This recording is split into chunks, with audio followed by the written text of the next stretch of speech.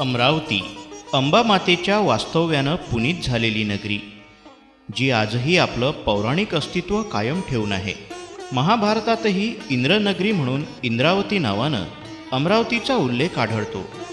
प्राचीन काळी या ठिकाणी औदुंबर अर्थात उंबराची दाट वनं असल्या कारणानं उदुंबरावती व नंतर त्याचं प्राकृत रूप उंबरावती रूढ झालं, जी आपली आजची अमरावती होय.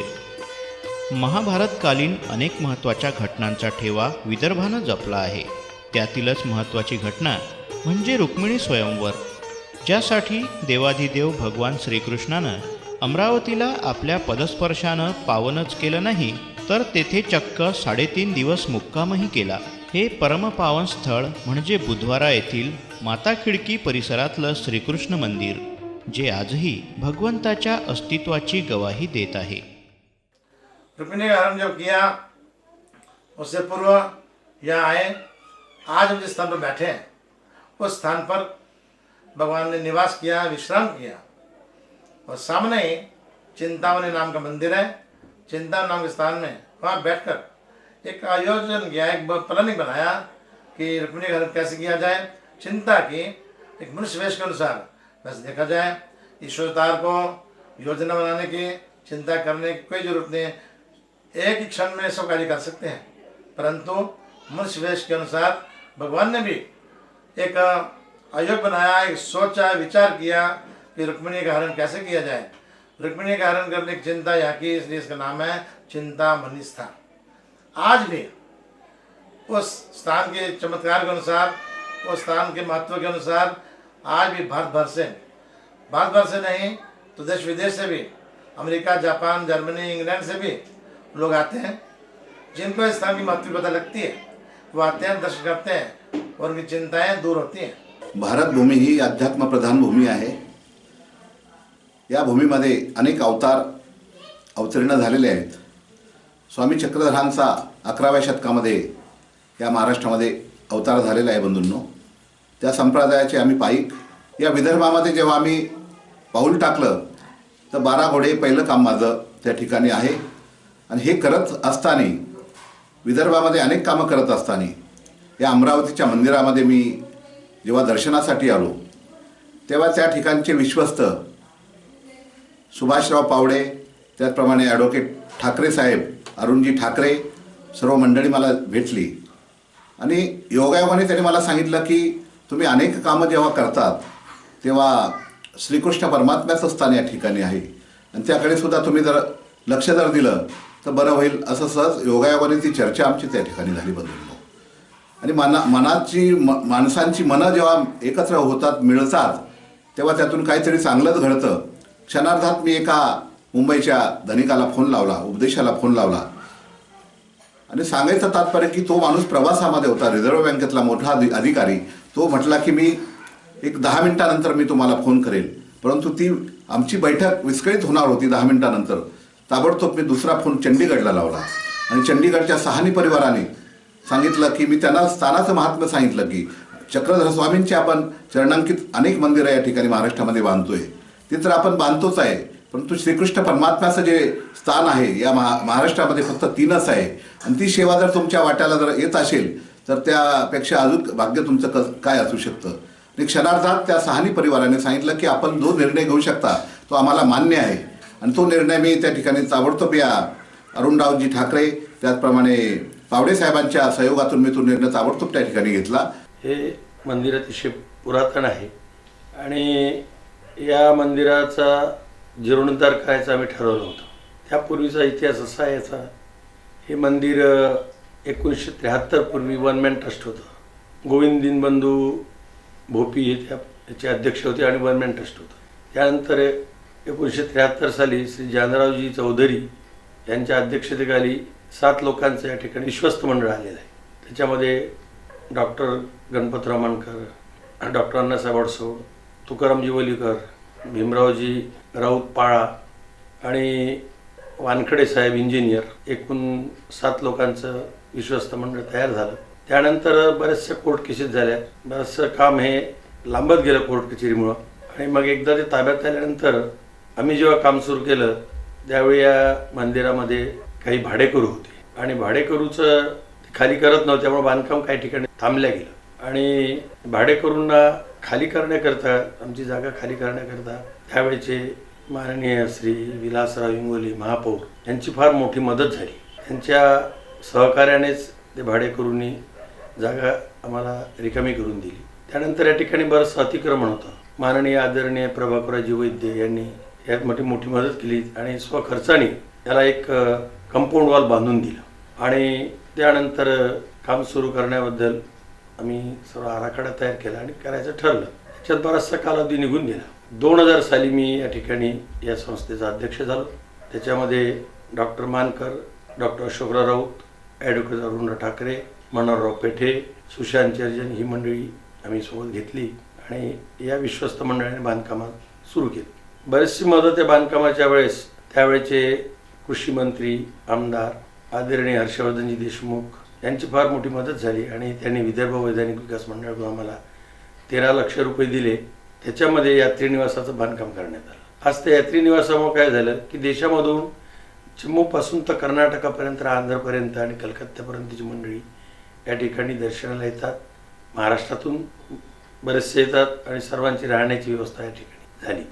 आणि बाकीचं चिंतामणी मंदिराचं जे बांधकाम होतं त्याच्यामध्ये आदरणीय पूजनीय श्री कापुस्तणीकर बाबा फलटण यांच्या सहकार्याने, यांच्या मार्गदर्शनाने जे पुरातन मंदिर होतं आमचं चिंतामणीचं, जे 1935 साली आदरणीय राधाबाईजी दंडे यांनी बांधकाम केलं होतं, त्याचा जीर्णोद्धार करायचं ठरलं आणि ते काम चंदीगड निवासी अनिलजी साहणे आणि परिवार यांच्या एकट्याच्या सहकार्यामध्ये चिंतामणीच्या मंदिराचं बांधकाम करण्यात आलं. आणि यानंतर या मंदिराचं काम सुरू करताना आम्हाला देशभरातल्या काही लोकांचं, महाराष्ट्रातल्या काही लोकांचं आणि आपल्या अमरावती जिल्ह्यातील, अमरावती शहरातील लोकांची फार मोठी मदत झाली. तर त्यावेळी या पंथाचे दानशूर विद्वतरत्न आणि महानुभावरत्न श्री सीतारामजी कोडोसाहेब मुंबई, आबासेठ सराफ सिल्लोड जिल्हा औरंगाबाद, डी पाटील त्यावेळेस ते RTO होते, डॉक्टर देसाई साहेब अमरावती, श्री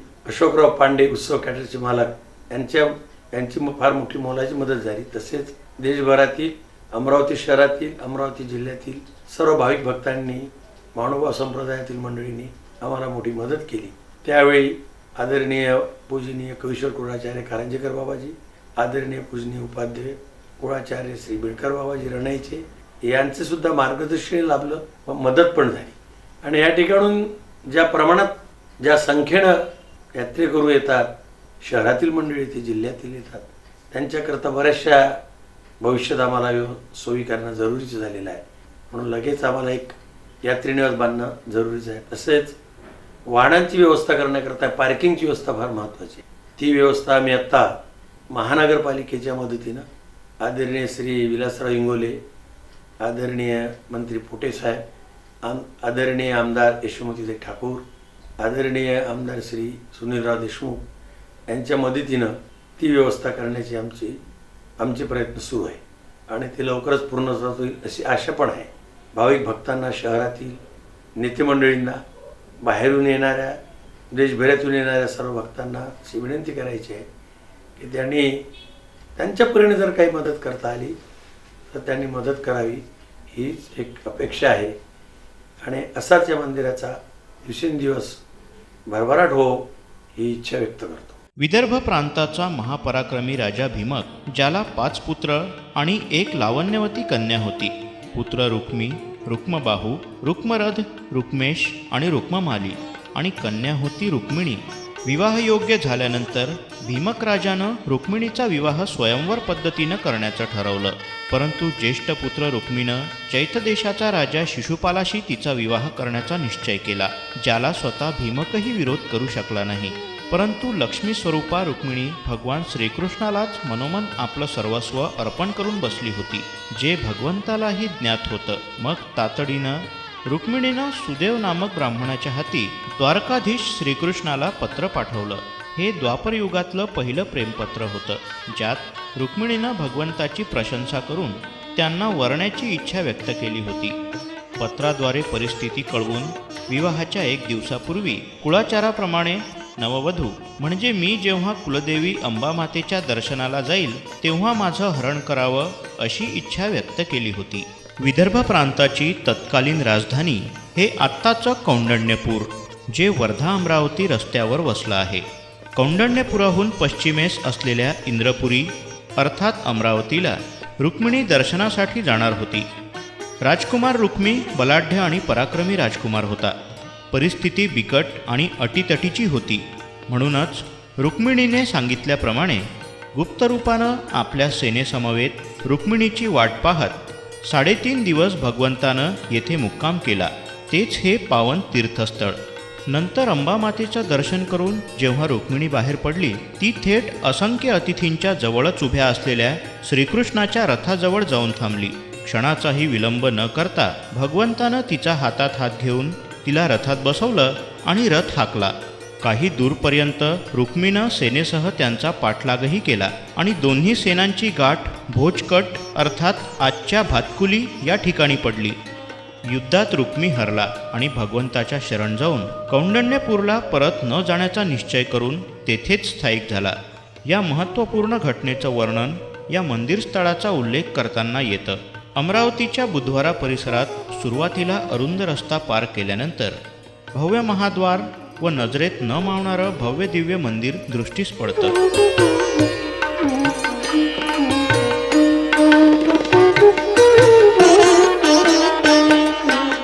महानुभाव पंथाचे जे 5 अवतार मानले जातात आणि चक्रधर स्वामींनी जे 5 अवतार सांगितले त्यापैकी पहिला अवतार श्रीकृष्ण. आणि या ठिकाणी श्रीकृष्ण येऊन गेले द्वापार युगामध्ये. कलियुगामध्ये 13व्या शतकामध्ये गोविंद प्रभू या ठिकाणी आले. मधल्या काळामध्ये काळ जसा जातो तसतशी असलेली चांगल्या वास्तू ह्या भग्न होत असतात. या ठिकाणी सुद्धा भग्न अवस्था निर्माण झालेली होती. आमच्या बालपणी आम्हाला या मंदिरापर्यंत येता येत नव्हतं, पण गेल्या 10-15 वर्षामध्ये या ठिकाणी जो कायाकल्प झालेला आहे, या ठिकाणी भव्य सुंदर सुशोभित आनंदमय अशी वास्तू या ठिकाणी निर्माण झालेली आहे. आणि त्याच्या पाठीमागे परिश्रम आहेत, एक विशिष्ट चिंतन आहे आणि ही चिंतन करणारी मंडळी अलीकडच्या काळातली आहे. ही आता नुसतं मंदिर दिसते, नुसतं एक असा सिमेंटचा एक असं हे दिसतोय. आतून सौंदर्य आहे, बाहेरून अजून त्याला सौंदर्य प्राप्त झालेलं नाही आहे. याच्या आजूबाजूला बाग निर्माण झाली पाहिजे, झाडं निर्माण झाली पाहिजे. कारण वाळवंटात सुद्धा बाग निर्माण करता येते आणि या ठिकाणी तर आजूबाजूला परिसर आहे, पण तो कशा पद्धतीने करता येईल, केवढ्या लवकर करता येईल, ह्याचं इथलं शासनच ठरवू शकतं. कृष्ण मंदिराचा पूर्वइतिहास व महत्त्व लक्षात घेता या मंदिराच्या ट्रस्टला शासनाकडून मदतीच्या बऱ्याच अपेक्षा आहेत. उदाहरणार्थ धार्मिक स्थळ व यात्रास्थळ असल्यामुळे तीर्थक्षेत्राला ब दर्जा मिळावा अशी उपासकांची मागणी आहे. या श्रीकृष्ण मंदिरात देशातील विविध राज्यातून उदाहरणार्थ दिल्ली, पंजाब, काश्मीर, राजस्थान, आंध्र प्रदेश अशा अनेक भागातून भाविक इथे दर्शनाकरता येत असतात. अरुंद रस्त्याअभावी व पार्किंगची व्यवस्था नसल्यामुळे त्यांना वाहन पार्किंग करण्याची अत्यंत अडचण निर्माण होते. व त्यामुळे शासनास असं आव्हान आहे की त्यांनी त्यांच्या पर्यटन विकासामार्फत या मंदिरात रस्ता व पार्किंगची व्यवस्था करून देण्याकरता अनुदान उपलब्ध करून द्यावे. या मंदिराच्या एका बाजूला मोठा नाला वाहत असून त्या नाल्याला भिंत बांधणे, संरक्षक भिंत बांधणे व अतिक्रमण हटवणे, आजूबाजूचे अतिक्रमण हटवणे हे अत्यंत गरजेचे असून स्थानिक प्रशासनाने याकडे लक्ष द्यावे अशी विनंती वजा आव्हान ट्रस्टतर्फे मी करतो आहे. नागरिकांचे सहकार्य त्याकरता आम्हाला अपेक्षित आहे व नागरिकांच्या सूचनासुद्धा आम्हाला अपेक्षित आहेत. त्यांच्या मौलिक सूचनांचा ट्रस्टद्वारे विचार करण्यात येऊन त्या सोडविण्याचा ट्रस्ट कसोशीने प्रयत्न करील. अमरावती महानगरपालिकेचे स्थायी समितीचे सभापती माननीय विलासभाऊ इंगुले यांच्या पर्यटन विकास निधीमधून या मंदिराकरता ₹25 लक्ष केले आहे व यामधून आम्ही मंदिराच्या परिसराच्या आजूबाजूला स्टँड ग्रॅनाइट स्टोनचं पेव्हिंग करण्याचे प्रस्तावित आहे. माझे असे आव्हान आहे नागरिकांना की या मंदिरात सर्व कार्यक्रमात त्यांनी सहभाग घ्यावा व शासनास विनंती आहे की त्यांनी या मंदिराचे महत्त्व लक्षात घेता या मंदिरास भरघोस मदत करावी. महानुभाव पंथामध्ये पंचकृष्णाची पूजा केली जाते. श्रीकृष्ण, श्री दत्तात्रय प्रभू, श्री चक्रपाणी महाराज, श्री गोविंद प्रभू महाराज व श्री चक्रधर स्वामी. लीळाचरित्र ग्रंथातील नोंदणीनुसार 800 वर्षापूर्वी श्री गोविंद प्रभूंचाही या ठिकाणी पदस्पर्श झाला आहे. मंदिराच्या सभामंडपाच्या मधोमध हे गोविंद प्रभूंचं स्थान आहे.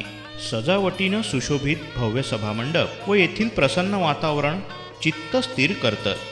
गाभाऱ्याकडे लक्ष जाताच दृष्टीस पडणारी आकर्षक गणेश मूर्तीही तितकीच पुरातन आहे. वालुका पाषाणाची ही मूर्ती खूप सुंदर आहे. या मूर्तीला गोविंद प्रभूंचा स्पर्श असल्यानं ती पंथासाठी पूजनीय आहे. पंचकृष्णाचा स्पर्श झालेल्या शिला ज्यांना पंथीय विशेष म्हणून संबोधतात त्या पंथासाठी पूजनीय आहेत. 2 भव्य दरवाजे असलेला विस्तीर्ण गाभारा आणि मधोमध असलेलं भगवंताचं स्थान म्हणजे श्रीकृष्ण भक्तांसाठी दररोजची पर्वणीच. समोर दृष्टीस पडणारी व सजावटीनं परिपूर्ण पांढऱ्या दगडाची कृष्णमूर्ती पाहिल्यावर मन प्रसन्न होतं व नकळतच चरणस्पर्श करण्यासाठी पावलं पुढे सरसावतात. काचेच्या कलाकुसरीनं सजवलेला गाभारा खूप सुंदर दिसतो.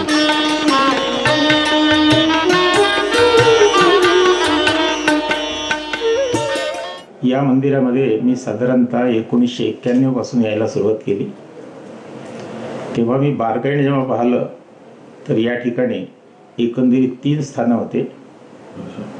एक मुख्य स्थान, त्याला अवस्थान म्हटलं जातं. अवस्थान माझ्या माहितीप्रमाणे अवस्थान मंदिराचं बांधकाम जुने मोठे कारंजेकर बाबा जे होते यांनी केलेलं होतं. ते कोण्या वर्षीला केलेलं आहे याचा अंदाज मला नाही, पण फार जुनं असावं.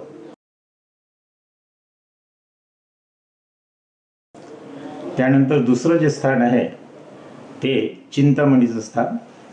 ह्या चिंतामणीच्या स्थानावर मात्र एक पाटी होती, एक दगड लावलेला होता आणि त्या दगडावरून असं दिसून येतं की हे बांधकाम दंडे कुटुंबातर्फे 1932 साली करण्यात आलेलं होतं आणि या बांधकामाला तेव्हा आलेला खर्च फक्त ₹3500 होता.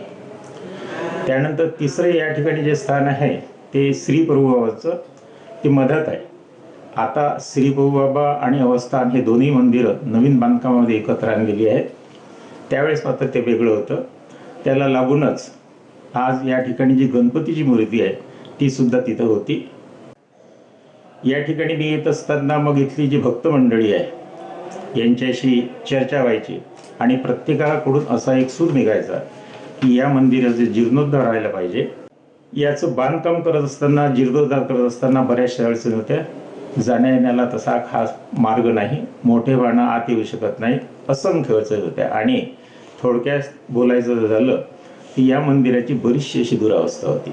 या ठिकाणी नाही ते लोक येऊन बसायचे, नाही ते व्यवहार करायचे, जनावरं अलग अलग जातीचे जनावर या ठिकाणी येऊन बसायचे, अशी ही दुरावस्था होती. ही दूर व्हावी ही सर्व भक्त मंडळीची इच्छा होती आणि त्याकरता मग साधारणतः 97-98 म्हणजे 1997 ते 1998 या सत्रामध्ये इथली जी विश्वस्त आहे त्यांनी एक सभा घेतली आणि त्या सभेमध्ये हे बांधकाम करण्याकरता एक समिती नेमावी असं ठरवलं. मी बांधकाम समितीचा अध्यक्ष झाल्यानंतर एक साधारणतः 25 मार्च 1999 या ठिकाणी भक्त मंडळीची एक सभा घेतली आणि त्या सभेमध्ये हा प्रस्ताव आणला की आपल्याला या मंदिराचा जीर्णोद्धार करायचा आहे. आपली सर्वांची इच्छा असेल आणि आपण सर्व आर्थिक आणि बाकीच्या सर्व तऱ्हेचं सहकार्य करायला तयार जर असाल तर याचं बांधकाम होऊ शकतं. आनंदाचा भाग असा की त्या मीटिंगमध्ये, त्या सभेमध्ये जास्त न बोलता काही लोकांनी 60,000 रुपये त्यावेळेस ताबडतोब दिले. ते 60 आपल्या अमरावती शहरातील प्रसिद्ध वास्तुशास्त्रज्ञ श्री सुभाषराव भारसाकडे यांच्याकडे आम्ही गेलो. त्यांना विनंती केली की आम्हाला असंच हे मंदिर बांधायचं आहे, आपण कृपया एखादा प्लॅन तयार करून द्या. त्याचप्रमाणे जे की बांधकाम आहे त्यावर कुठलंही मानधन मी घेणार नाही. आणि मग त्यांनी तो प्लॅन जो दिला, सध्याचा जो आपल्याला दिसतंय या ठिकाणी वास्तू जी झालेली आहे मुख्य मंदिराची, हा प्लॅन त्यांनी दिलेला आहे. थोडासा सांगण्यासारखं असं आहे की यामध्ये एकाचंच योगदान आहे अशातला भाग नाही, बऱ्याच लोकांनी मदत केलेली आहे. सर्वांची नावं घेता येईल अशातला भाग नाही, पण विशेषतः या ठिकाणचं ट्रस्ट, या ट्रस्टच्या ज्या प्रमुख व्यक्तींनी या ठिकाणी हस्तक्षेप केलेला आहे याचा अर्थ मदत केलेली आहे. आणि ज्यांनी प्रत्यक्ष अप्रत्यक्ष या मंदिर बांधकामामध्ये मदत केली त्या सर्व भक्त मंडळीचे आभार मानतो. सर्वांना दंडवत करतो. दंडवत प्रणाम. मंदिरात दैनंदिन पूजा अर्चना महानुभाव पंथीय तत्वानुसार केली जाते. प्रातःकाळी सूर्योदयापूर्वीच मंदिराची दारं उघडून मंगल आरतीनं भगवंताला उठवलं जातं. मंदिर परिसराची झाडलोट होते. सकाळी होणाऱ्या उटी उपाराला पंथीय भक्तांची दररोज सारखीच उपस्थिती पाहायला मिळते. सर्वजण मिळून मोठ्या भक्तिभावानं भगवंताच्या स्थानाला अभिषेक घालून पूजा अर्चना करतात. मुख्य मंदिराच्या समोरच डाव्या बाजूला चिंतामणी म्हणून आणखी एक स्थान आहे. हे सुद्धा भगवंताचंच अवस्थान असून मुख्य मंदिराप्रमाणेच येथेही यथोचित पूजा अर्चना केली जाते. फक्त या ठिकाणी काळ्या दगडाची कृष्णमूर्ती आहे व तीही तितकीच चित्तवेधक आहे.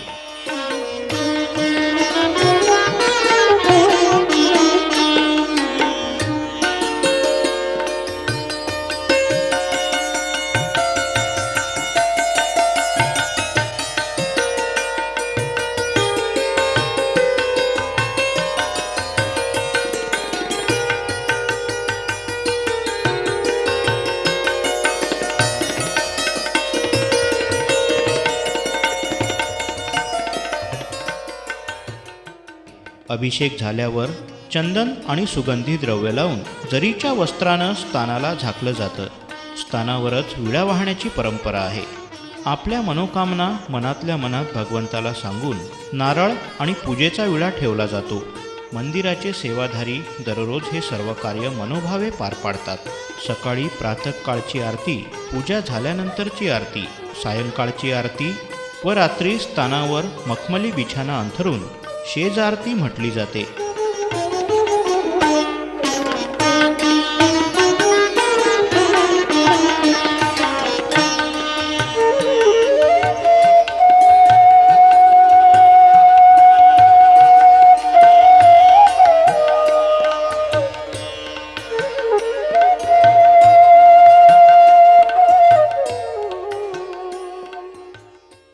स्थानाला पांघरून घातल्यावर मंदिर बंद होतं.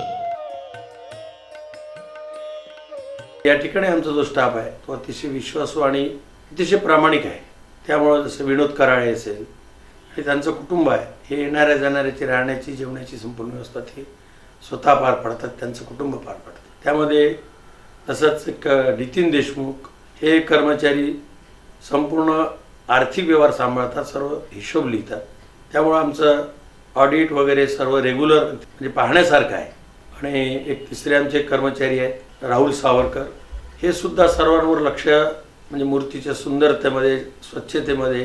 त्यामुळे या ठिकाणी हे तिन्ही जे आमचे या ठिकाणी कार्यभार सांभाळणारे आहेत अतिशय उत्कृष्ट हे ते काम सांभाळतात. आणि त्यांच्या या तिघांच्या आधिपत्याखाली आणखी काही कर्मचारी या ठिकाणी काम करतात.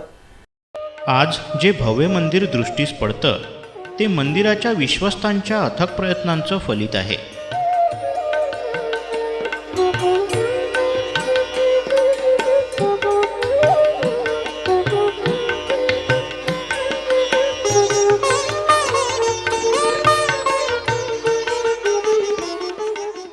पूर्वी हे मंदिर दाट वस्तीनं घेरलेल्या परिसरात जीर्ण भिंती आणि खांबांच्या आधारानं उभं होतं. अर्थात त्यावेळी भक्तांचा ओघ कमी होता असं नाही, परंतु या परिस्थितीचा कायापालट विश्वस्थांनी फार कष्टानं घडवून आणला आहे. दैनिक व वार्षिक कार्यक्रमांबरोबरच आज विश्वस्त मंडळ सामाजिक आणि सांस्कृतिक कार्यक्रमातही अग्रणी आहे. आणि फक्त पंथीयांचाच नाही तर सर्व समाज बांधवांचा याला उत्स्फूर्त प्रतिसादही आहे. दरवर्षी होणारा जन्माष्टमीचा जागर आपलं वेगळं अस्तित्व टिकवून आहे. जन्माष्टमीच्या रात्री भक्तमंडळी या ठिकाणी कृष्णचरणी लीन होतात. हा उत्सव 2 दिवस चालतो.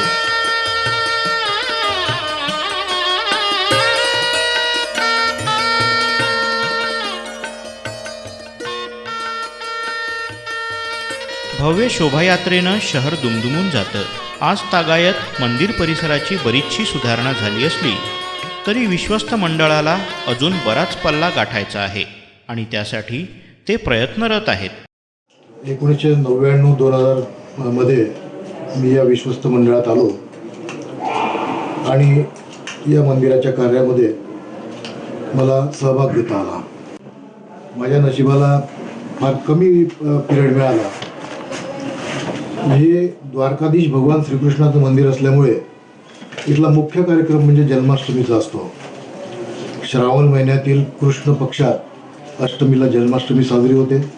महानुभाव तत्त्वज्ञानानुसार परमेश्वराचे 5 अवतार पूजनीय आहेत. या 5ही अवतारांचे अवतारोत्सव मोठ्या उत्साहानं या मंदिरात साजरे केले जातात.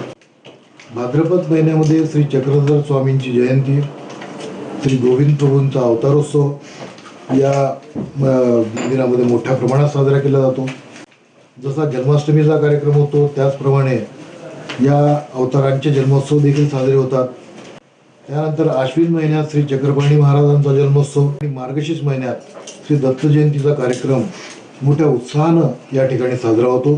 भाविकांची या प्रत्येक अवताराच्या जन्मोत्सवाला अत्यंत प्रचंड प्रमाणात गर्दी होत असते. श्री गीता जयंतीचा कार्यक्रम असतो. या दिवशी सामूहिक गीता पारायण होते. विद्यार्थ्यांसाठी गीता पठणाच्या स्पर्धा, प्रवचन, गीतेवर उद्बोधन, भाषणं आयोजित केली जातात. याही कार्यक्रमाला भाविकांची गर्दी असते. महाराष्ट्राच्या कानाकोपऱ्यातून वेगवेगळ्या ठिकाणाहून विविध विद्वान वक्त्यांना या प्रसंगी निमंत्रित केले जाते. त्यांची व्याख्यानं संपन्न होतात वेगवेगळ्या विषयावर. बरीच भाविक मंडळी या दिवसात मंदिरात मुक्कामी असते. व्याख्यानासाठी देखील जशी स्त्री पुरुष भाविक मोठ्या श्रद्धेनं या ठिकाणी येतात, व्याख्यानं ऐकतात, व्याख्यानाचा लाभ घेतात. याशिवाय वेगवेगळ्या विद्वानांचे प्रवचन, कीर्तन, व्याख्याने वर्षभर वारंवार आयोजित केली जातात. महिलांसाठी महिला शिबिरं, योगासनाचे शिबिरं, व्यक्तिमत्व विकासाचे कार्यक्रम नेहमीच मंदिरात आयोजित केले जातात. या ठिकाणी ट्रस्टच्या माध्यमातून एक सार्वजनिक लायब्ररी आम्ही सुरू केली आहे. अशा रीतीने केवळ सामाजिक बांधिलकी देखील लक्षात घेऊन केवळ धार्मिकच नव्हे तर सामाजिक कार्यक्रम देखील वर्षभर या ठिकाणी चालतात. त्यात दिवसेंदिवस वाढ होत राहो, लोकांचा त्यामध्ये विशेष सहभाग मिळो हीच प्रभूंनी प्रार्थना करतो. महाराष्ट्रातल्या अमरावती जिल्ह्यात परब्रह्म परमेश्वर भगवान श्रीकृष्णाच्या 3.5 दिवसाच्या निवासाचं हे एकमात्र पवित्र स्थान आहे, जेथे येऊन पंथीयच नाही तर भारतभरातून येणाऱ्या अनेक समाजमान्य हस्ती कृतार्थ झाल्या आहेत व होत आहेत.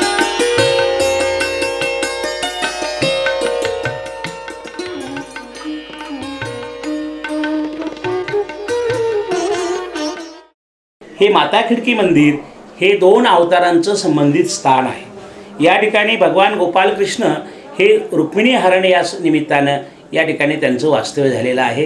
कारण परमेश्वर भक्ता ते वाडोवाडी घेऊशिती तिने परमेश्वराचा धावा केला, विनवणी केली आणि म्हणून त्या जीवाला दुःखातनं मुक्त करण्यासाठी, या जन्ममृत्यूच्या चक्रातनं मुक्त करण्यासाठी परमेश्वर अवतार घेतात.